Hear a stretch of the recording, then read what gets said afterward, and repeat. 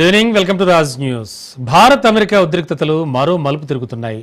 Russia ముడి చమురు కొనుగోలు ఒకవేళ నిలిపివేస్తే కనుక ఈ ఆర్థిక సంవత్సరంలోనే దాదాపుగా ఇంధన దిగుమతి బిల్లులో భారత్ ఆల్రెడీ $9 బిలియన్ అంటే వచ్చే ఏడాదిలో చూస్తే కనుక $12 బిలియన్ అదనంగా చెల్లించాల్సి వస్తుందని స్టేట్ బ్యాంక్ ఆఫ్ ఇండియా నివేదిక ఒకటి హెచ్చరించింది. అంటే సుమారు 1,00,000 కోట్ల వరకు భారం అవుతుందని అంచనా వేస్తోంది. ఉక్రెయిన్ యుద్ధం తర్వాత రష్యా చమురుపై ఆధారపడ్డాన్ని గణనీయంగా పెంచుకున్న భారతీయ శుద్ధి కర్మాగారాలకు ఇప్పుడు ఇది కత్తి మీద సాము. అంటే రష్యా సరఫరాలు నిలిపేస్తే సౌదీ అరేబియా, యుఏఈ నుంచి కొనుగోలు చేయాల్సి ఉంటుంది. న్యూఢిల్లీ రష్యా చమురును నిరంతరం దిగుమతులు చేయడంపై భారత వస్తువులపై అదనంగా 20% సుంకం విధించడం, దాన్ని 50% రెట్టింపు చేయడంపై భారతదేశం అమెరికా మధ్య ఉద్రిక్తతలు పెరుగుతున్న తరుణంలో ఈ వ్యవహారాలు చాలా ఆసక్తికరంగా మారుతున్నాయి. భారత్ 2026 ఆర్థిక సంవత్సరం రష్యా నుంచి చమురు దిగుమతులను ఆపేస్తే ఇంధన బిల్లు 2026లో $9 బిలియన్లు, అలాగే 2027లో $11.7 బిలియన్లు పెరుగుతాయని ఆ నివేదిక షాకింగ్ విషయాలైతే వెల్లడించింది. ఇక ప్రపంచంలో ఉన్న పలు దేశాలు రష్యా నుంచి చమురు కొనుగోలు చేయడం ఆపేస్తే అది కూడా అంతర్జాతీయంగా ప్రభావం చూపే ప్రమాదం ఉంది. ప్రపంచ ముడి చమురు సరఫరాలో రష్యా 10% వాటా కలిగి ఉంది. కాబట్టి ఇతర దేశాలు తమ ఉత్పత్తిని కనుక పెంచకపోతే ముడి చమురు ధర 10% మేర పెరిగే ప్రమాదం కూడా ఉంది. యూరప్ దేశాలు రష్యాపై ఆంక్షలు విధించిన తర్వాత, ఉక్రెయిన్ దాడి తర్వాత దాని సరఫరాలను ఆపితే అదే సమయంలో దేశీయ ఇంధన భద్రత కోసం 2022 నుండి భారతదేశం రష్యా చమురు కొనుగోలును గణనీయంగా పెంచింది. రష్యా డిస్కౌంట్కు విక్రయించడంతో బ్యారెల్కు అమెరికా 60కి పరిమితం చేసిందని కూడా నివేదిక పేర్కొంది. తత్ఫలితం 2020లో మొత్తం చమురు దిగుమతుల్లో కేవలం 1.7% వాటా నుంచి మొదలుపెట్టి 2025లో రష్యా వాటా 30% పెరిగింది. ఇప్పుడు రష్యా భారతదేశానికి అతిపెద్ద చమురు దిగుమతిదారు అయింది.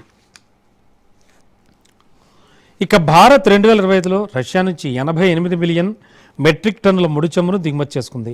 రష్యా మొత్తం చమురు దిగుమతులు 245 మిలియన్ మెట్రిక్ టన్నులుగా కూడా ఉన్నాయి. అయితే భారతీయ శుద్ధి కర్మాగారాలు సాధారణంగా వార్షిక ఒప్పందాల ద్వారా పశ్చిమాసియా ఉత్పత్తిదారుల నుంచి చమురును సేకరిస్తూ ఉంటాయి. ప్రతి నెల అదనపు సరఫరాలకు కూడా అనుమతినిస్తూ ఉంటాయి. రష్యాపై ఆంక్షలు విధించినప్పటి నుంచి శుద్ధి కర్మాగారాలు అమెరికా, పశ్చిమ ఆఫ్రికా, అజర్బైజాన్ల నుంచి చమురు సరఫరాదారుల వైపు కూడా మొగ్గు చూపాయి. రష్యా ఒకవేళ సరఫరా నిలిపివేస్తే భారతదేశం ఏటా ఒప్పందాల ప్రకారం సరఫరా కోసం పశ్చిమాసియా దేశాలపై ఆధారపడాల్సి వస్తుంది.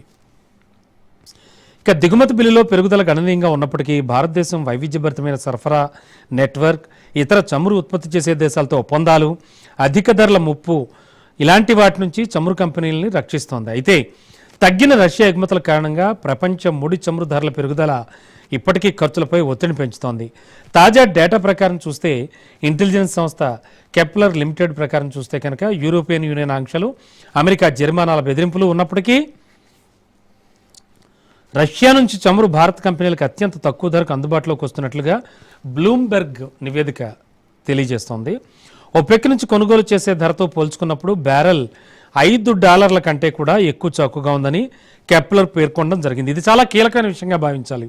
రష్యా 37% మార్కెట్ వాటాను భర్తీ చేయడం భారతీయ శుద్ధి కర్మాగారాలకు ఇప్పుడు కత్తిమీ సామవుతోంది.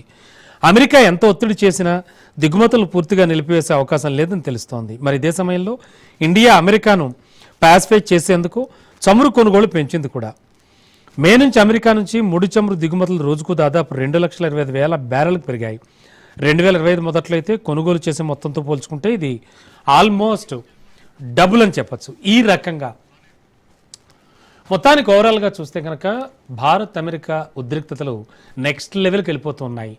రష్యా నుంచి ముడి చమురు కొనుగోలు నిలిపేస్తేనే ఈ ఆర్థిక సంవత్సరంలోనే మొత్తానికి ఓవరాల్గా చూస్తే కనుక చాలా భారీ మొత్తంగానే ఆ టారిఫ్ల రూపంలో కావచ్చు, ట్యాక్సుల రూపంలో కావచ్చు చాలా ఎక్కువ నష్టమే జరగనుంది భారత్కి అనేది అయితే మాత్రం ఒక మాట వినబడుతుంది.